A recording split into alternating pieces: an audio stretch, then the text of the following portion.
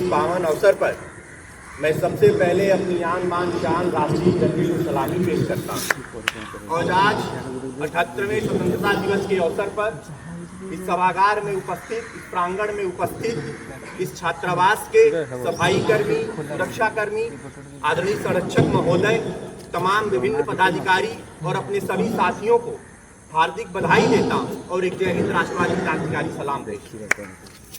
जब हम स्वतंत्रता दिवस की बात करते हैं, जब हम फ्रीडम की बात करते हैं, तो सिर्फ आज़ादी की बात नहीं हो रही होती। इसके कुछ मूल्य हैं जिन मूल्यों की बात होती। जब सन 1947 में हमारा मुल्क आज़ाद हो रहा था, तो ये सिर्फ अंग्रेजों से आज़ादी का विषय नहीं था, ये उसका जरूर एक अहम हिस्सा था। लेकिन ऐसे बहुत से मूल्य थे, ऐसे बहुत से बिंदु थे जिन पर हमको आज़ादी मिल रही थी, और उन्हीं बिंदुओं का संरक्षण हम आज भी कर रहे हैं। जैसे किसी व्यक्ति की अपनी एक व्यक्तिगत स्वायत्तता होती, पर्सनल ऑटोनोमी होती, किसी की एक गरिमापूर्ण जीवन होता, कोई आर्थिक विकास पे काम कर रहा है, कोई सामाजिक विकास की तरफ देख रहा है, कोई इस देश के सांस्कृतिक, आध्यात्मिक और धार्मिक विकास की तरफ देख रहा है। और जब इन तमाम मूल्यों का संरक्षण करते हैं, संवर्धन करते हैं, तब हम आज़ादी को सही मायने में उसके मूल्यों को बचाने की तरफ अग्रसर होते हैं और आज़ादी के उस सही बिंदु को समझने का प्रयास करते हैं। जब हम व्यक्तिगत स्वतंत्रता की बात करते हैं, तो हम ये सुनिश्चित करते हैं कि इस देश के नागरिकों को उनको ये चुनने का अधिकार मिले कि उन पर कौन शासन और प्रशासन करेगा। अगर वो असहमति व्यक्त करते हैं तो उनको अभिव्यक्ति की आज़ादी मिले। अगर कोई व्यक्ति आज भी 78 वर्षों के बाद इस देश के किसी शहर के नाले में उतरकर उस नाले के गैस से मर रहा है, तो कहीं ना कहीं उस आज़ादी का जो एक मानवीय मूल्य है, जहां हम गरिमापूर्ण जीवन की बात करते हैं, उसको अभी भी खतरा महसूस हो रहा है। इसके अलावा जब हम आर्थिक असमानता को देखते हैं, एक अमीरों की पूरी टोली है, उसमें अगर हम भारत के 90% लोगों को देखें तो 1% संपत्ति है। तो आर्थिक असमानता भी हमारे आज़ादी के उन्हीं मूल्यों में आता है जिनकी हमको रक्षा करनी है। जब हम सामाजिक विकास की बात करते हैं, जब हम राजनीतिक प्रतिनिधित्व की बात करते हैं, जब हम आरक्षण की बात करते हैं, तो हमें ये समझना होगा कि इस देश में एक बहुत बड़ा तबका रहा जिसको कभी राजनीतिक प्रतिनिधित्व नहीं मिला, जिसका कभी सामाजिक विकास नहीं हुआ, वो समाज की मूल धारा में नहीं आ सका। उसको प्रतिनिधित्व देने के लिए हमारे पास आरक्षण जैसी व्यवस्था है, क्योंकि हमारा भारतीय संविधान कहता है कि हम किसी भी आधार पर किसी भी व्यक्ति के साथ कोई भेदभाव नहीं कर सकते हैं और सबको बराबर आर्थिक और सामाजिक रूप से प्रतिनिधित्व मिलेगा, उसको समानता के अवसर मिलेगा।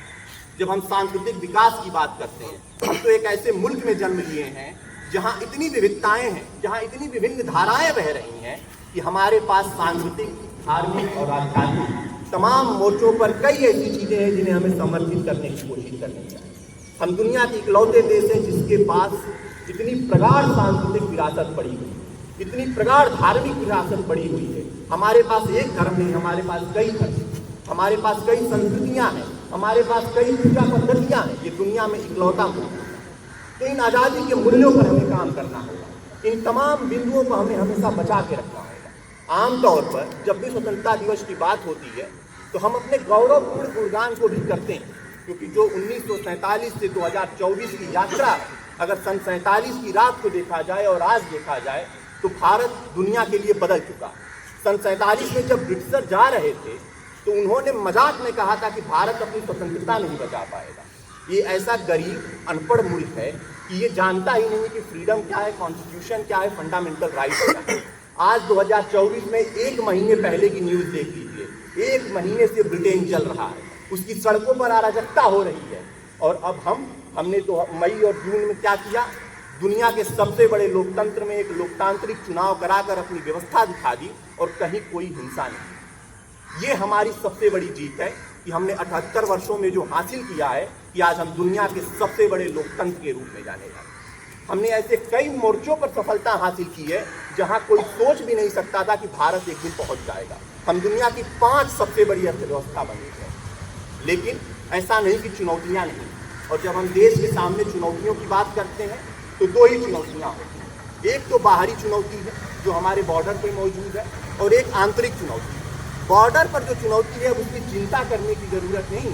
हमने 78 सालों में ऐसी सेना बनाई है, चाहे वो थल सेना हो, जल सेना हो, वायु सेना हो, कि बॉर्डर पर अब हमको कोई चुनौती नहीं दे सकता है। अभी कुछ वर्षों पहले एक मुल्क ने कोशिश की, लद्दाख में कोशिश की, डोकलाम में कोशिश की। उसके बाद वो भी समझ गया कि ये सन 62 का भारत नहीं, ये काफी सशक्त और काफी मजबूत हो चुका है।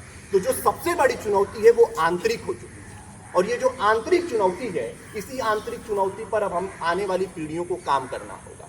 अभी सर कह रहे थे कि बहुत सी चुनौतियां हैं, उसमें पहली चुनौती है कि हमारे पास अभी भी एक बेहतर स्वास्थ्य ढांचा नहीं है।